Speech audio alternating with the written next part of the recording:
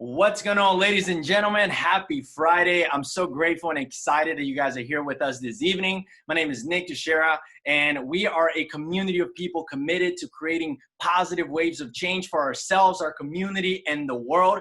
And on this episode of Freedom Friday, we have a very, very special guest, someone that recently came into my life through a very close friend of ours. And Ben Azadi is going to be speaking with us tonight. And just to give a little preface, guys, if you haven't heard of Ben, you definitely are going to want to follow this guy on social media. He is crushing it in the health space.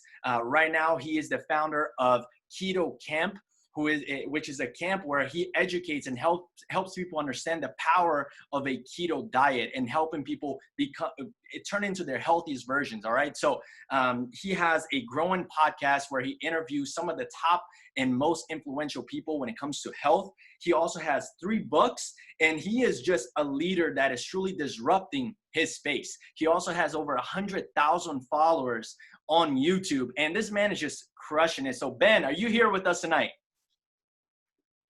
I'm here. I'm grateful to be with you all. Hello, everybody. Thanks for that awesome intro, Nick. Absolutely, brother. Absolutely. We're super grateful to have you here with us. Ben, we have about 5 to 6 questions for you, okay? We're going to go back and forth between me and Mike. And before we start, I would love to hear from you a little bit of your background story, right? Right now, you're crushing in your space. You're doing some true noise, and you're bringing a lot of value to the world. What was your life like before you turn into this person that is just doing amazing things? What did you used to do before, and what led you to the point of where you are right now? Yeah, well, first of all, I acknowledge all of you for being on the call. It's Friday night here on the East Coast, so I know some of you, it's nighttime, you're on the call. So good job learning and growing. And like Mike said, if you think it, you got to ink it. So definitely write it down if you get an idea. Otherwise, you'll lose it. Yeah, I mean, I was somebody who was obese for most of my life, actually. Obese, depressed, suicidal, until I actually took responsibility of my life back in 2008, where I had my transformation, lost 80 pounds, went from physically obese and mentally obese to carving out a healthy body and also what I call a mental 6-pack. And that's what started me off on my journey. Became a personal trainer, owned a CrossFit gym, became a health coach. And now I'm the founder of Keto KAMP, and our mission is to educate and to inspire 1 billion people on planet Earth. And we have a top 15 podcast here in the US called the Keto KAMP Podcast. We have a fast-growing YouTube channel that just surpassed 100K subscribers in about 18 months.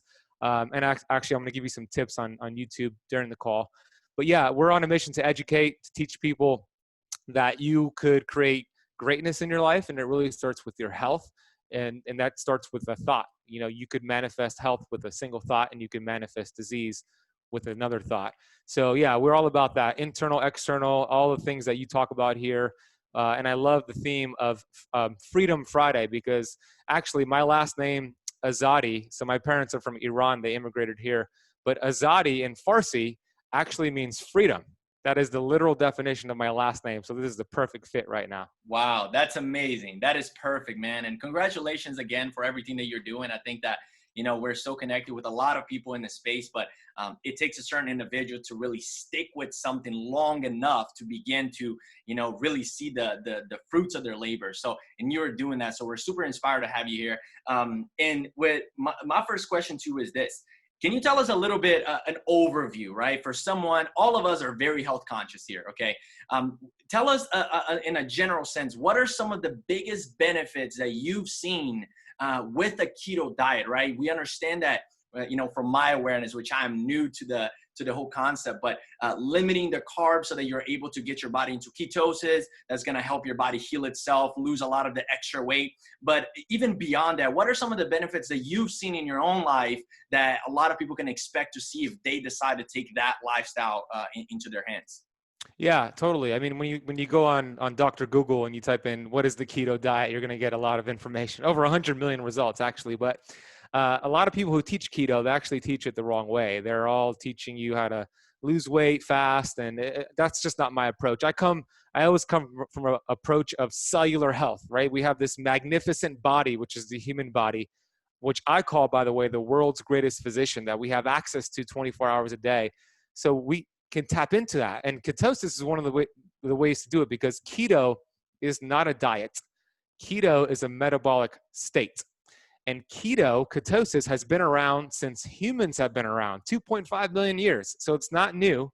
It's not a fad. It's a fact.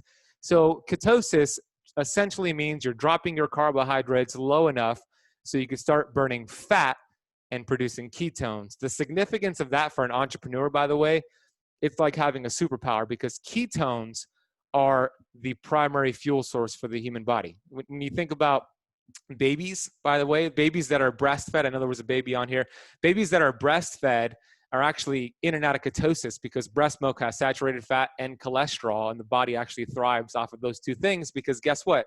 Our cells are made up of protein, saturated fat, and cholesterol, and the brain is 80% fat. So when you could utilize ketosis the right way, it'll turn your brain right on. It's what I call entering the great land of ketosis. And then you pair that with something like intermittent fasting, and you have a 1-2 punch for just crushing it with your business all day long. That's amazing. Yeah, that's awesome.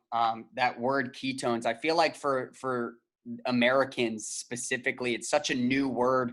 I know that I had never heard of it before until some companies were coming out with products that were ketone based, and I was super interested in that. And I actually, I remember I was in college and a buddy of mine gave me some ketones, and it was like an all natural Adderall. Like my focus was there, my mental clarity was there, my energies were up. It was a super interesting experience. I really enjoyed it. What would you say to the people on this call who maybe are in the middle ground? Like they want to be more health conscious, but they're struggling with the desires and the convenience of what this world offers. What would you give as some tips of, hey, here are some very simple replacements. Here are some very simple adjustments. Here are some very simple things that you can do to start taking steps to a better path and a better way of life? Yeah, Eric, I agree. Great question, Mike. Yeah, I would start with this. Even if you're not going to do keto, which is totally fine, the number one food source that causes the most inflammation in the body are vegetable oils. Okay, so, and I'm going to break down each one. And if you just take one thing from my talk today, just to remove this, you're going to thrive with your health. So I was recently interviewing a scientist, a professor from MIT. He came on my podcast. We actually had lunch here in Miami before the quarantine. We recorded the podcast in person. And his name is Brian Peskin. And I said, Professor Peskin, what's worse? Because I know the research on vegetable oil. So I said, what's worse, smoking cigarettes every single day or eating these cooked vegetable oils? And then he threw the question back to me. He said, all right, Ben, let's look at what the studies say. He's very scientific guy. He said, what do you think the percentages for somebody who smokes 2 packs of cigarettes every single day for 25 years? He said, Ben, what do you think the chances are of that person developing lung cancer? So what do you think it is? I want you to guess. What do you think? 2 packs of cigarettes a day, 25 years. What are the chances of that person getting lung cancer in those 25 years? Put it in the chat box. I'm just curious, and I just want to see your thoughts and your guesses here. 30%, 35%. Great guesses. Yeah, keep guessing. I want to know. So 45%, 58%, 20%. Yeah. So the answer is actually 15%,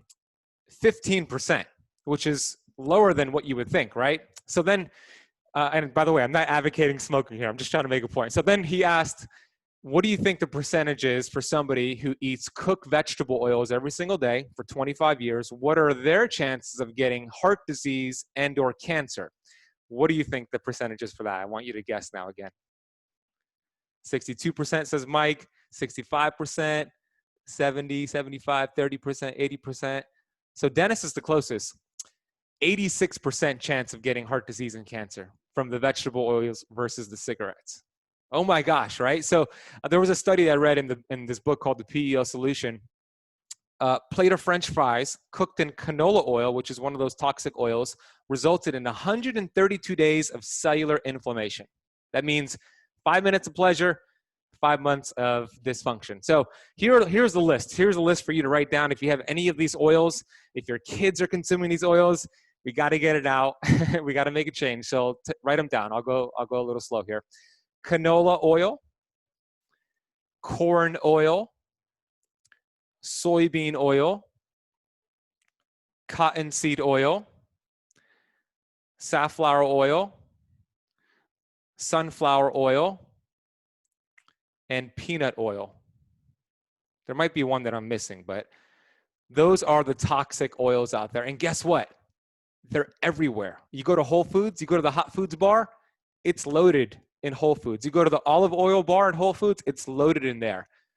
We got to be really diligent. We go to restaurants, it's loaded. So I drive my girlfriend crazy when I go to restaurants because I know this stuff. So I always ask the waiter or the waitress, hey, what oil do you cook with? And 99% of the time, they're going to say soybean or canola. And I tell them, hey, I'm allergic to that. Can you use olive oil? Can you use, here's the list of good ones, by the way, write these down. Here's the good ones. Olive oil, coconut oil, grass-fed butter, if you could consume that. So olive oil, avocado oil is good, grass-fed butter, grass-fed ghee, coconut oil. Those are all great. And you could find that pretty much anywhere. So that little switch right there will dramatically decrease inflammation in your body. And now your cells, here's the significance of it. Now your cells, which have these little energy power plants called mitochondria that produce energy, now they could actually do their job and produce energy. So for you, that means you feel better, you're sharp, you are losing weight by default because we get healthy to lose weight. We don't lose weight to get healthy, and you feel good. So that's the biggest tip I could give for you right there, whether you're doing keto or not. Wow, that's incredible. That's truly incredible. And it's so interesting how it's not common sense. You know, I mean, I didn't know, I had no clue that vegetable oil was worse than smoking cigarettes. That's insane. In that scenario, yeah. Yeah. So Ben, you know, I'm excited to dive into some YouTube stuff, but you got me intrigued in this topic right here. So what are some other things that on a day-to-day basis you see people doing constantly that is just so not the right thing to be doing when it comes to their health? You know, maybe it's the normal, the standard diet, you know, and not especially this country that we're in, you know, I think we're out of whack a lot of times. You know, what are some of the things that you're seeing and through your research, you can tell how we are going completely in the wrong direction? Yeah, I'm actually going to kind of surprise you with my answer here, but it's actually our thoughts. It's, man, you could be doing keto perfectly. You could be eating the best diet. You could be doing CrossFit. But if you got toxic negative thoughts, if you got self-hate, you cannot heal a body that you hate. I'm going to say it again. You cannot heal a body that you hate. You cannot heal a body that hates. So that you begin to heal, and I love for everybody who has their camera on, you begin to heal the moment you smile. So let's all smile. It's all like authentically smile. Yeah, I love it. You begin to heal the moment you smile. So I would say remove the negative thoughts. If you have the habit of watching the news like CNN, which I call constant negative news, it's time to cut it out. If you want to prevent the coronavirus, toss out the TV. You'll prevent the coronavirus. So it starts right there. Have a daily practice of gratitude. I mean, I can't tell you, I probably have over 15 of these notebooks in my closet. I save them, all filled with gratitude. I have not missed one single day before I go to bed, when I wake up in the morning, where I haven't written down 10 things I'm grateful for in over 4 years, along with my goals, by the way.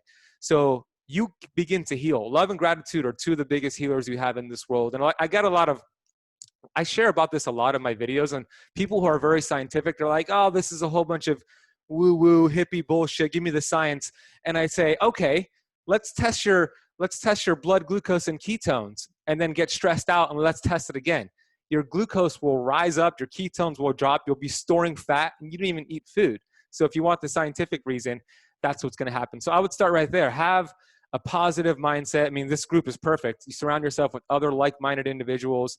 One of the toughest things I had to do throughout my transformation is what I call getting rid of the crabs in my life. And the reason I say that is because when you put crabs in a bucket, you could leave those, let's say you put 20 crabs in a bucket, you leave those crabs in a bucket overnight without a lid. You come back the next morning, how many crabs are going to be there? All 20. And you're thinking, why aren't they leaving for freedom? Well, anytime a crab tries to escape and break free, the other crabs see that, claw it back down, and do not let any other crabs escape. So we got to determine who are the crabs in your life, spend less time with them. Here's how you know, by the way, when you finish having a conversation with somebody, are you charged up or are you drained? That might be a difficult thing to assess, but that's going to determine how much you want that person to be in your life. So I would start right there before you make any dietary changes. It starts right here, because nothing external to us is going to help us or hurt us. It's really what's on the inside that counts. Wow. This is gold, man. I'm super pumped up, and I'm super grateful that you're here with us. Yeah, I'm super pumped that you're here sharing with us, and I appreciate that, man. I want to dive into that mindset a little bit. You know, as a social media influencer, as somebody who has hundreds of thousands of people watching them, what does that psychology look like? I know that we have some people on this call that really put themselves out there and they're really chasing something. And sometimes you're worried about the post. Sometimes, you know, you're worried about the comments, and you're at a place where that got scaled 100-fold to what the average person is thinking. So what does that psychology look like, and how do you stay positive with what you're doing and you putting yourself out there, and the comments that end up coming back? You know, is there a method to the madness in terms of dealing with that social media mindset? Yeah, great question, because as you grow, you're going to get haters. And if you don't have haters, that's really the problem. You should have haters, because it means you're playing big enough, but it's really not the haters that we should be concerned about. It's really about the naysayers. Grant Cardone talks about this a lot. He lives right down the street here, by the way. Naysayers are the family members, the friends who tell you, why do you want to start that YouTube channel? Why do you want to be a wave maker? Why do you want to be in this mastermind? And it's these subtle little hints. So you just got to be aware of that. But I just wanted to touch upon that. Now, when you start posting on social media, you're going to get some nasty comments. Every single day, I get a nasty comment, at least one, especially on YouTube. People like to be keyboard gangsters on YouTube. So how do I overcome that? Well, a couple years ago, it really got to me. Really would paralyze me in a sense, but I became really clear on my why. You know, when your why is strong, the how becomes easier. So when you start facing that every single day, even if it's from people you know, it might be from people you know, who do you think you are posting that? You're going to get some hateful comments, but when your why is strong, that's going to deflect off of you like water off of a fish. So I've been studying Bob Proctor, who's one of my mentors for several years. If you haven't followed his work, go check him out. He's the Michael Jordan of prosperity teaching. And I've learned from him that it doesn't really matter what anybody says. The only thing that matters is what I think as a result of what they said.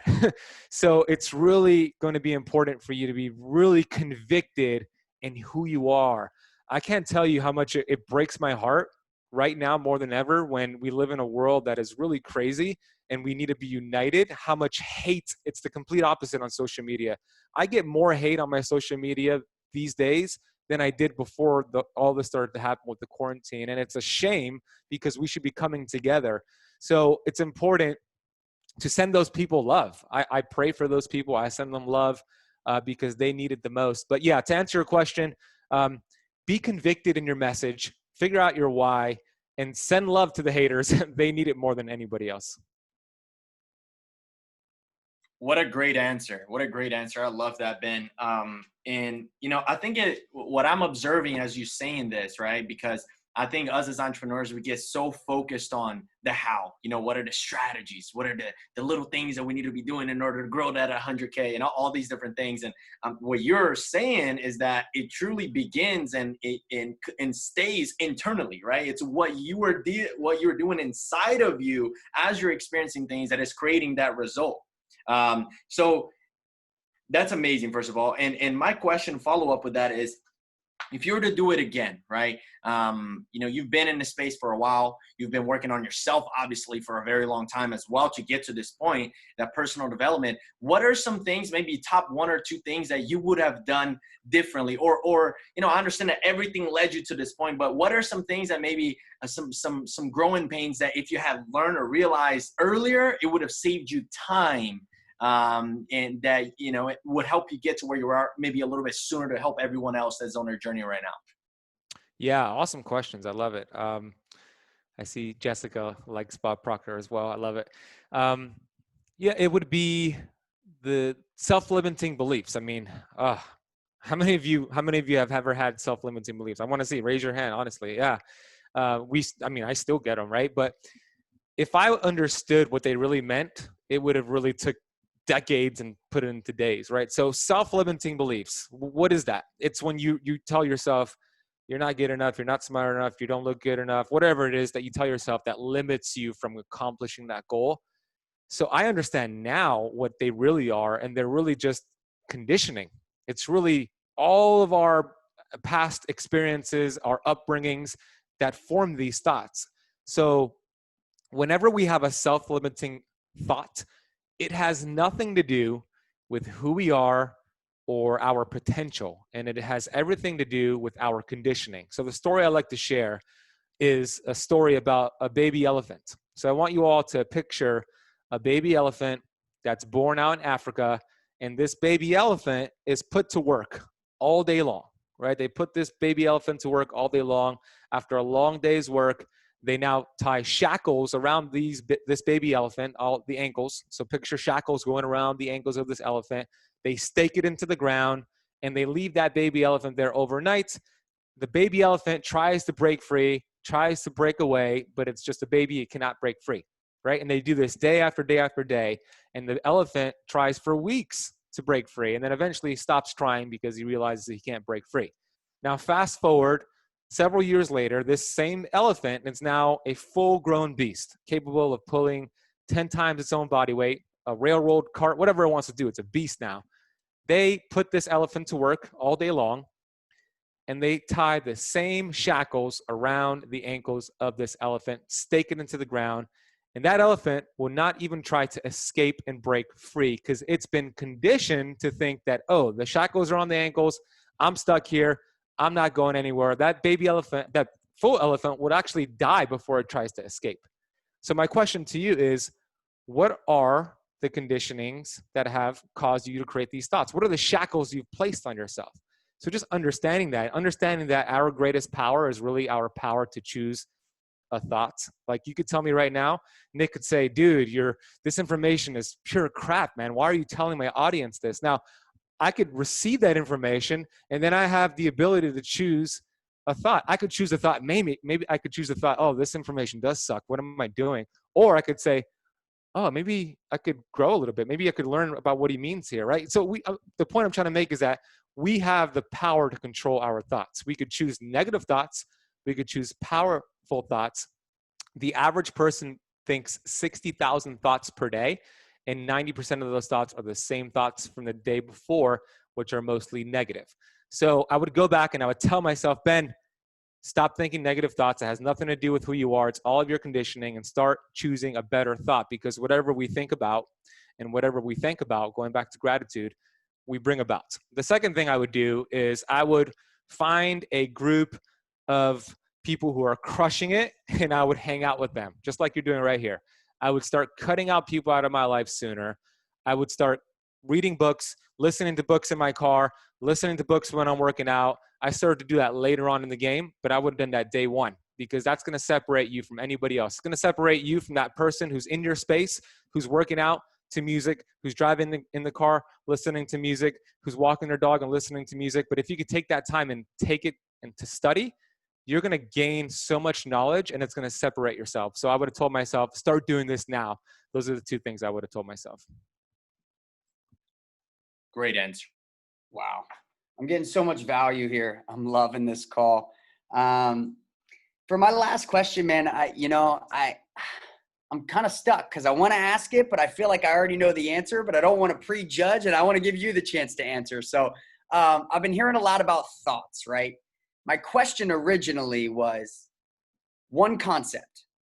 If you had a brief moment and God only gave you the ability to say 1, 2, 3 words to somebody in passing, that's all you had, and your heart and soul wants to make a difference in this person's life, you want to leave and plant a seed in this person's head that has the potential to grow into greatness, right? For you, what is that seed, right? And I would like for you to state it and then elaborate as to why that is your seed.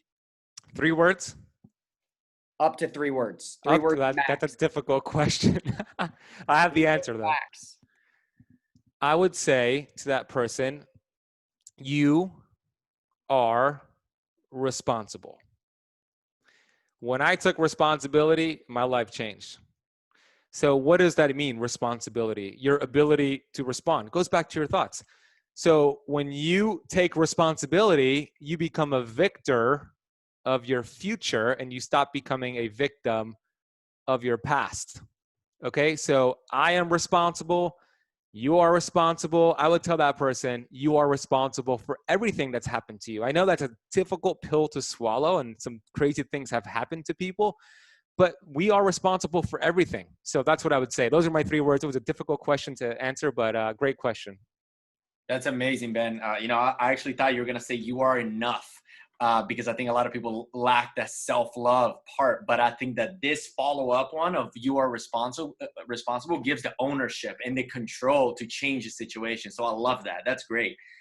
So Ben, last question on my end, and if we're finally stepping into a little bit more of the branding stuff that you've been doing fantastic at as well. What are some tips for someone that has a brand, they've been building a business, a company, or they're themselves or branding themselves, they are the company, right? What are some tips for that person that is already putting out content, that's already engaging with people, in order to help them begin to scale? Let's say if they don't have much income to put towards that right now, what are some tips for someone that is starting out and is ready to begin getting in front of more people, from your perspective and your experience so far? Yeah, that's a loaded question, brother. Man, YouTube. I have some slides here actually. I was speaking in Tampa last week, and I was going over YouTube for doctors. So I actually have some slides. I'd love to share it with you. Please, absolutely. So let me see if I can share. I think you need to enable sharing. Whoever the Go host ahead. is. Okay, great. So let me. It's a whole bunch of slides, and I'm not going to have time to get through it, but I'm just going to give you the bullet points to make a big difference. So let's do this. All right. Do you see my screen here? Yes, sir. Okay. So here's the reason why. Okay. First of all, I already spoke about myself, so I'm just going to skip that. But YouTube has done this for me over the past 18 months. In 18 months since launching, I should put a G there because that doesn't make sense. My YouTube channel has gotten me 36,000 emails without spending this is all organic. I hadn't spent 1 cent, by the way, all this. So I've gotten 36,000 plus emails. I've increased my revenue 50% on average each month. I have an online membership program, which is 362 members. This was last week. It's actually 391 now, paying $39 each month. I have 100,000 YouTube subscribers, top 15 podcasts representing in 111 countries, authority and brand recognition, all with YouTube. Because YouTube gives you the most attention, the most traction, and money follows attention. Money is freedom. Money is freedom units. Money is our birthright. Abundance is our birthright. And it all starts with attention, because the best product on the market doesn't win. It's the most well-known product that wins. But imagine having the best product that's well-known. You crush it. So it all starts with attention. If you follow Grant Cardone, he talks about this all the time. But here's the stats on YouTube real quick. On mobile alone, YouTube reaches more 18 to 49-year-olds than any broadcast or cable TV network. YouTube, by the way, is the second largest search engine in the world after Google, and Google owns YouTube, so it's not going anywhere. Amongst millennials, YouTube accounts for 2/3 of the premium online video watched across devices.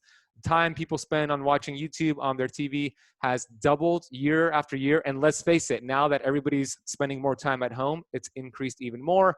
Here are some stats. So I'm just explaining why I believe YouTube is the best. Now, this is why I love YouTube so much, because your content is evergreen. Okay, it's very different than Facebook and Instagram and LinkedIn. I use all that, but you have to kind of keep posting on there to keep your information in front of people. But on YouTube, your content is evergreen. I have videos that I could create now that could be there for years to come, still ranking and still getting traction. Okay, so YouTube is searchable, it's evergreen. If you want to grow, the riches are in the niches.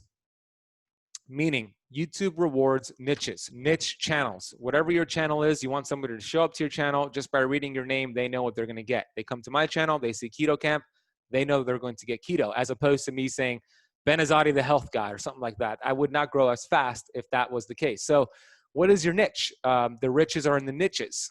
That's the red here. There's a great book called Blue Ocean Strategy that talks about this. Great marketing book, Blue Ocean Strategy. I recommend you get it. But it talks about the red ocean, which is cluttered with competition, people that are generalizing, and then you have the specific blue ocean niches, and that's where we want to be. We want to be this guy fishing all by ourselves. Thumbnail, I mean, I have a lot of slides here, but thumbnails are important. I'm just going to give you some bullet points. Thumbnails are important. Titles are important. I use Canva for my thumbnails. This is canva.com. It's free. Using 3579 seems to crush it. Like, these are my top watch videos. 5, 5, 5, 15. So using numbers seems to do well. People like to go through a list of numbers. Starting your videos, by the way, with a hook.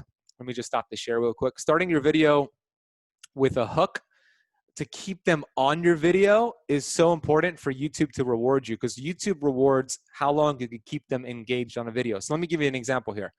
When I start a video, let's say I'm doing a video on 12 tips for keto beginners, right? So I'll say, are you starting the keto diet? Well, in this video, I'm going to give you 12 tips to master keto long-term.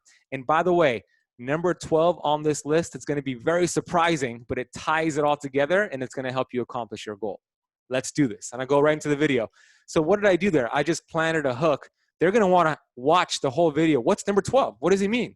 So it keeps them on the whole video. So I do that with most of my videos. So if you're doing YouTube content, it's important to hook them, keep them on the video, and create kind of bingeable content. I'm always saying, oh, if you want to watch that video, I did something similar, go to the cards here and I have a card pull up. But you could go watch my channel and kind of get a feel for what I'm doing. Let me just go through these slides. YouTube rewards quality produced videos. So getting a DSLR if you can, or iPhone 11, but quality is better for YouTube as opposed to like a TikTok or something like that. Fiverr.com, if you want to spend money on a video editor, this is where I use video editors. Great resource. Fiverr.com, 2 R's. TubeBuddy is a great source for you to see tags. So it's a free resource, TubeBuddy. It lets you see what tags people use, and you could literally just copy and paste those tags into your video if they're relevant.